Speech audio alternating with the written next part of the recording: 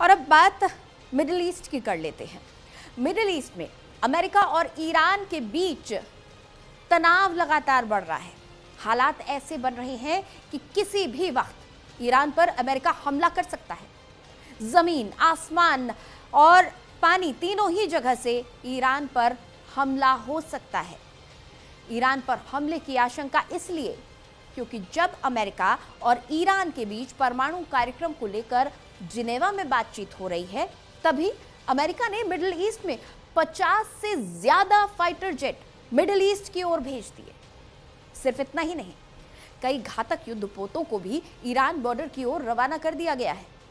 इसके साथ ही अमेरिका के जो उपराष्ट्रपति हैं जेडी वेंस, उन्होंने दो टूक कहा है, अगर ईरान हमारी शर्तों को नहीं मानता तो सारे विकल्प खुले हैं। सारे विकल्प यानी युद्ध की तरफ इशारा। राष्ट्रपति ट्रंप आखिरी फैसला ले सकते हैं। हालांकि अमेरिका की इस धमकी पर ईरान के सुप्रीम लीडर खामनेई ने भी पलटवार करने में देरी नहीं की है। उन्होंने दो टूक कहा कि अगर हमला हुआ तो ईरान सख्त जवाब देगा।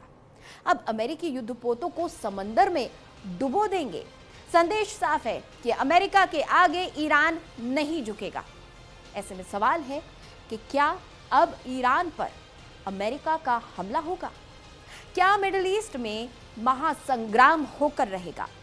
और जंग हुई तो दुनिया पर इसका क्या असर होगा? इसी पर देखिए हमारी ये पूरी रिपोर्ट।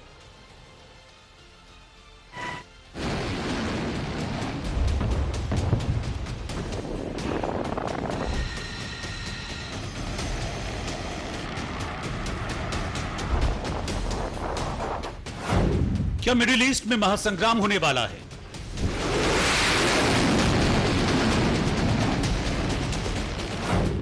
क्या महायुद्ध का काउंटडाउन शुरू हो गया है?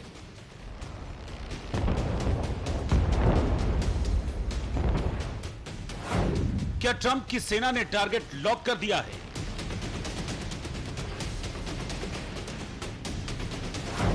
क्या ईरान पर आज ही अमेरिका अटैक करने वाला है? ये सवाल तब सुलग रहे हैं जब ईरान से तनातनी के बीच अमेरिका ने मिडिल ईस्ट में अचानक अपनी सैन्य तैनाती बढ़ा दी। मिडिल ईस्ट में अमेरिका ने पहले डेल्टा फोर्स की तैनाती की, यूएसएस अब्राहम लिंकन समेत कई युद्धपोतों को ईरान के बॉर्डर पर तैनात किया और अब 24 घंटों में 50 से ज्यादा फाइटर जेट मिडिल ईस्ट भेजे गए हैं। F-22, F-35 और F-16 फाइटर जेट को मिडिल ईस्ट की ओर जाते हुए रिकॉर्ड किया गया। अमेरिकी फाइटर जेट्स के साथ कई एरियल रिफ्यूलिंग टैंकर भी मिडिल ईस्ट की ओर जाते देखे गए। इसके अलावा USS Gerald R Ford aircraft carrier strike group Caribbean से रवाना होकर मिड अटलांटिक में पहुंच चुका है और मिडिल ईस्ट की ओर बढ़ रहा है। फोर्ड के साथ 3 गाइडेड मिसाइल डेस्ट्रॉयर यूएसएस महान, यूएसएस बैनब्रिज और यूएसएस विंस्टन चर्चिल भी हैं। संकेत साफ है कि अमेरिकी सेना मिडिल ईस्ट में लंबे समय तक सैन्य अभियान चलाने की तैयारी कर रही है, लगातार अपनी ताकत बढ़ा रही है। अमेरिकी राष्ट्रपति ट्रंप ने यह एक्शन प्लान तब बनाया है जब जिनेवा में ईरान और अमेरिका के बीच परमाणु कार्यक्रम को लेकर बातचीत हो रही है, लेकिन 2 दौर की बातचीत के बाद भी समाधान कुछ नहीं निकला। जिनेवा में ईरान के साथ हुई बातचीत को लेकर अमेरिकी उपराष्ट्रपति जेडी वेंस ने कहा, ईरान अब तक राष्ट्रपति ट्रंप द्वारा तय की गई अहम शर्तों को स्वीकार करने के लिए तैयार नहीं हुआ है। राष्ट्रपति ट्रंप ने कुछ रेड लाइंस तय की हैं, जिन्हें ईरान अभी स्वीकार करने को तैयार नहीं है। अब सवाल है कि अमेरिका की वो रेड लाइंस क्या हैं, जिन्हें खामनेई स्वीकार करने को राजी नहीं हैं? वो शर्तें क्या हैं जो ईरान के खलीफा मान नहीं रहे हैं? अब ये भी समझ लीजिए।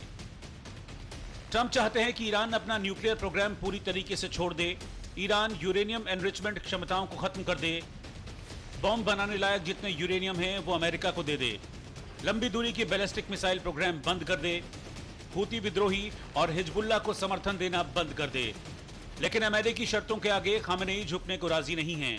ट्रंप की धमकियों के बावजूद परमाणु कार्यक्रम पर कदम पीछे हटाने को तैयार नहीं हैं। ईरान के सुप्रीम लीडर ने अमेरिका को 2 टूक कह दिया है कि अमेरिकी राष्ट्रपति लगातार कहते हैं कि उन्होंने ईरान की ओर एक युद्धपोत भेजा है। बेशक युद्धपोत एक खतरनाक सैन्य हार्डवेयर है, लेकिन उस युद्धपोत से भी अधिक खतरनाक वो हथियार है जो उस जहाज को समंदर में डुबो सकता है।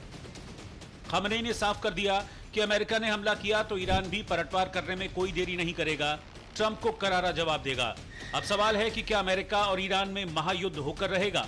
क्या मिडिल ईस्ट में तबाही का नया चैप्टर खुलेगा? और सवाल यह भी है कि अगर जंग हुई तो इसका दुनिया पर क्या असर होगा? Bureau report, news India.